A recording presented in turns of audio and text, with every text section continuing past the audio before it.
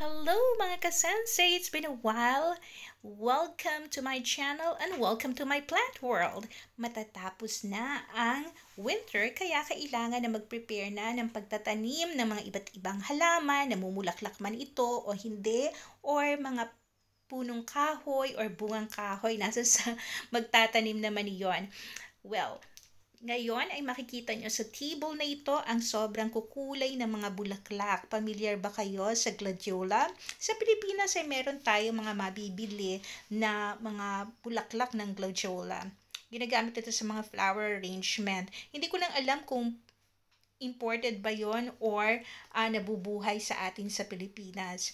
But ito ay pangkaraniwan ng itinatanim at pinili ko ito dahil sa napakagandang symbolism. Alam niyo ba na ang sinisimbolize ng gladiola ay moral integrity, faithfulness, remembrance, at strength of character. So, kung pinopossess ninyo iyon or meron kayong ang key na mga gano'n na characteristic or personality, ay kailangan na meron kayo nito sa inyong garden. Okay? So, but what interests me most kung bakit ko ito binili, ay meron pala akong variety na kapangalan ko.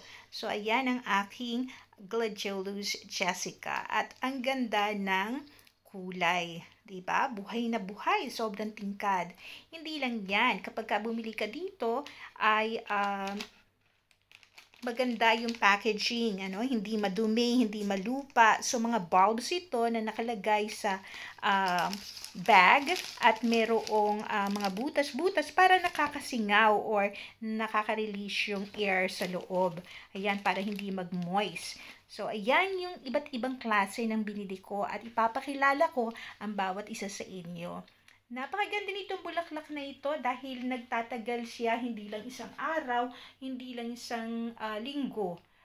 Mga 2 weeks ang tinatagal ng bulaklak bago sila malanta. So, okay na yon kapag nakatanim at sabay-sabay sila na naglitawan at mamulaklak. So, let's start with this one. So, this is Gladiolus Jessica na napakatingkad ng kulay.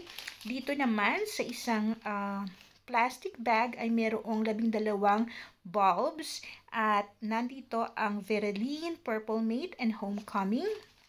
Ayan, ang ganda. So, bawat pot, itatanim ko itong 12 bulbs para pagka namulaklak na sila, ganyan yung magiging kulay sa bawat pot. Sa isang pot naman, ay meron ding 12 ako itatanim. But this time, 2 lang yung klase. We have Satis and Shaka Zulu. Yan. Dito ay merong 3 kulay. We have the Essential New Release and Indian Summer. Matingkad din na kulay ito na kombinasyon ang Cantate, Red Balance, and Nova Sembla. Diba ang ganda? Buhay na buhay. Kung ito yung mga paborito nyong kulay. At ito talaga yung sobrang bright ng color combination. So, meron 12 at nandito ang Espresso, Almerim, and Banana Rama. Naalala ko itong Banana Rama. Napakaganda nitong kulay na to. Sobrang tingkad.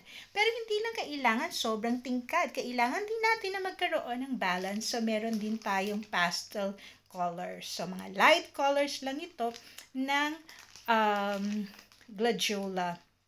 So, ayan ang aking mga itatanim at kapag sila ay naglitawan na yung halaman, ipapakita ko sa inyo at i-update ko din kayo kapag nag-start na magpakita yung mga bulaklak. Mas maganda na sabay-sabay sila para makita yung sobrang gandang kulay ng bawat bulaklak. So, that's all for today and thank you very much for watching.